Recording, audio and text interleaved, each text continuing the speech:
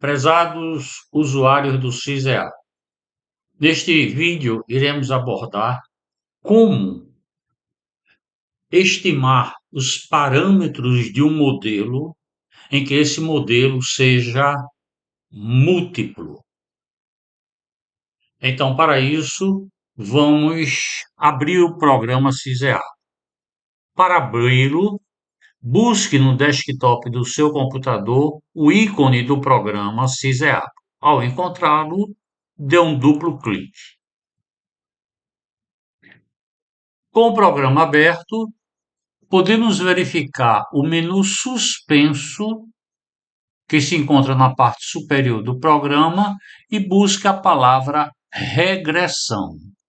Dentro de regressão, podemos ver modelos, dentro de modelos, múltiplo.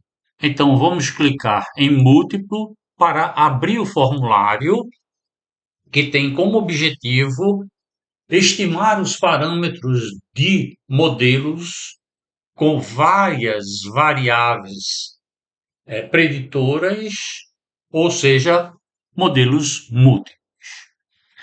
Para os usuários iniciantes, nós sempre aconselhamos a ler o tutorial que é disponibilizado em cada formulário. Esse tutorial encontra-se neste botão de exclamação, que ele é chamado botão de dúvida. Ao pressioná-lo, ele abre o formulário com várias instruções dizendo o que é variável dependente, o que é variável não dependente, quais são os tipos de transformadores que podem ser utilizados. Depois, já na parte de análise do modelo, o que é um modelo, um resíduo normal, ordinário, padronizado. E, finalmente, ele propõe dois exemplos, o exemplo 1 e o exemplo 2.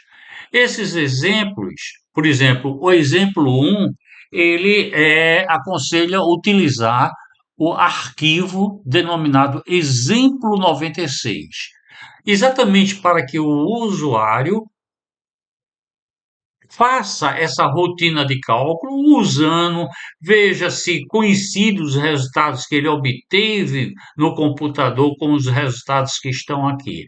A partir do momento que você está familiarizado em como colocar dados, como colocar, fazer os pedidos para as suas análises, nós aconselhamos a utilizar com sua massa de dados. Então, para isso, vamos utilizar o exemplo 96. Vamos chamar o arquivo exemplo 96. Para chamá-lo, pressionei em selecionar arquivo e vamos buscar aqui o exemplo 96. Dando um duplo clique, é carregado na memória do computador ou na memória aqui do CISEATO o arquivo. Se você veja o seguinte, que nós só temos três variáveis, em que uma delas deve ser a variável independente ou dependente, a que a gente vai chamar de y. As outras devem ser as variáveis independentes. Não obrigatoriamente todas as variáveis que estão aqui vamos colocar no modelo. O pesquisador é que vai ter essa autonomia de dizer o que deve ou o que não deve entrar. Primeiro, vamos identificar. Então, provavelmente, o pesquisador foi a campo e coletou várias alturas. Essas alturas podem ser de animais, de cultivares, seja lá o que for essa altura.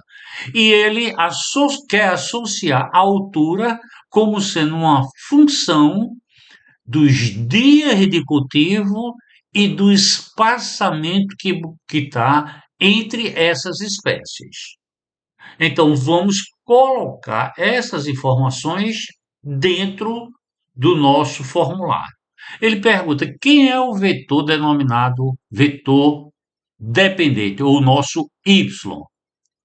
Clicando aqui, ele vai abrir uma dessas três. Então, no caso, é altura, ou seja, nós queremos fazer o modelo altura em função de dias e do espaçamento.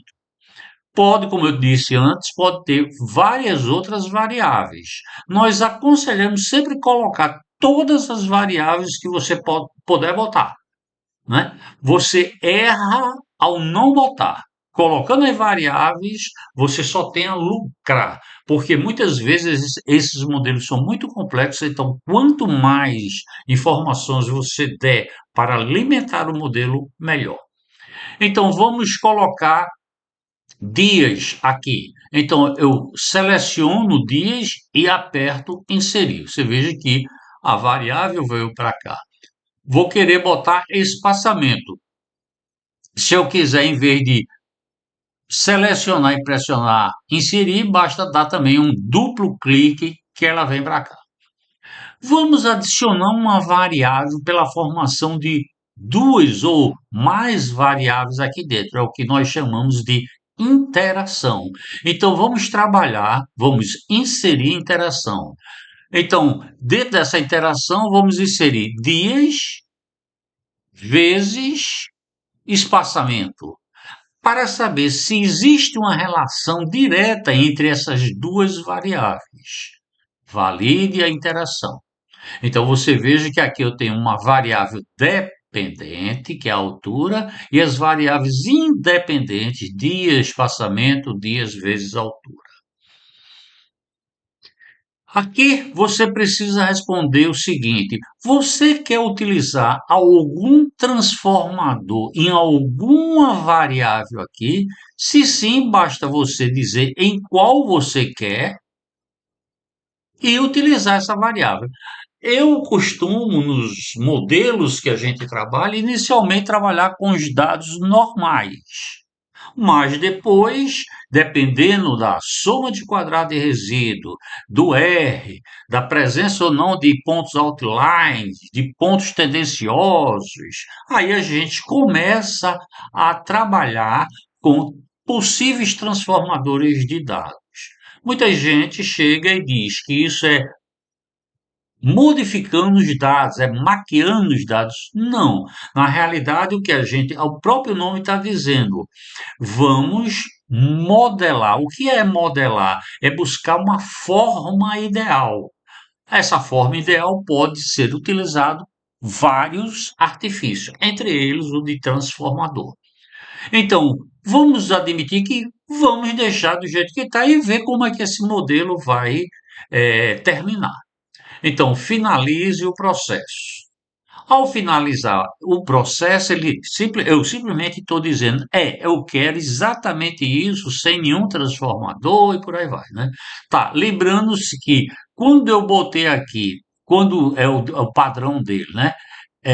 O vetor mais K, em que K é igual a zero. Na realidade, eu não estou fazendo absolutamente nada aqui, ok? Você quer utilizar a constante no modelo ou não? Nós aconselhamos sempre colocar o modelo. Quando você tira esse modelo, o valor do R quadrado modifica brutalmente e nem sempre retratando a verdade. Então, eu diria sempre deixe, não é, a constante no modelo e eu já posso pedir aqui para calcular. Então, ele calculou o modelo. Então, a altura é igual beta zero mais beta 1 vezes dia, mais beta 2 vezes espaçamento, mais beta 3 vezes a interação de espaçamento. Se eu quiser saber os valores de beta 1, beta zero, beta 1, beta 2, basta eu vir aqui que eu tenho. Então, esse modelo, ao escrever, seria altura igual a 12,73 mais 0,036 vezes dias mais, na realidade, menos 0,186 espaçamento mais 0,0001 dias vezes espaçamento.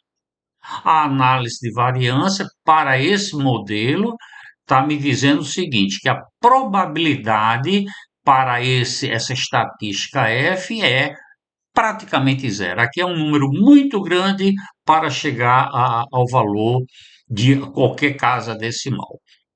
Então, o que é que eu posso assegurar?